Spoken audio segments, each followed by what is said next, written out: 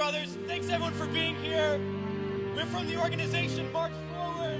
We are here to say to all those serving in the Army and the Marines and the Air Force and the Navy that you have the absolute right to refuse to take part in these criminal wars, and that's a right that all of you should exercise. You have no reason to go put your life on the line and kill and die for profit. We've been to Iraq, we've been to Afghanistan, and we know what these wars are really about. And we joined the military for many reasons. Because we need a college education, because we need a job, because we need health care. And then we joined the military, and they tell us that our enemies are poor people in caves in Afghanistan, or poor people in the deserts of Iraq. But we've been to those countries, and we know that our enemies are not other poor people abroad. Our enemies are the people that laid us off from our jobs, that denied us health care, that make it impossible to get an education. Our enemies are not in the poorest countries on the planet, but right here in the richest one.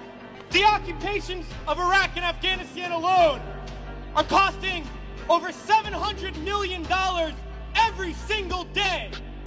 This is a crime. Every single day, while so many of us are hurting. Well, I think all of us here, and the vast majority of people in this country, would agree that we can spend $700 million a day better than bombing people that we have no reason to bomb. We can spend $700 million a day rebuilding those countries we've destroyed. We can spend $700 million a day caring for the veterans we get home when they get home, and then we can spend $700 million a day giving every single person health care, a college education, a job, and a livelihood, and a home. That's what we need to be spending our money on. But this government is not going to do that. They're not going to use the money in that way. They're not going to end the wars. And they're not going to do it because it's not our government. It's their government. It's the government of the rich.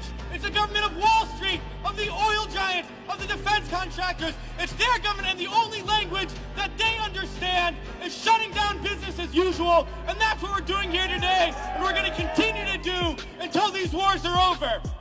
It's crystal clear now that these wars are going to continue and expand and go into other countries. That is the trend. That is what we know, that there is perpetual war, and it's only going to stop if the people stand up and stop it. And that's what we're going to do, sisters and brothers. A lot of people ask me, what do we do? Because we all know things are bad. We all see the atrocities on TV. We read about it. We experience it. People always ask, what do I do? Because we always want to know what to do. Do we vote? Do we support a politician? Do we join an organization? What do we do?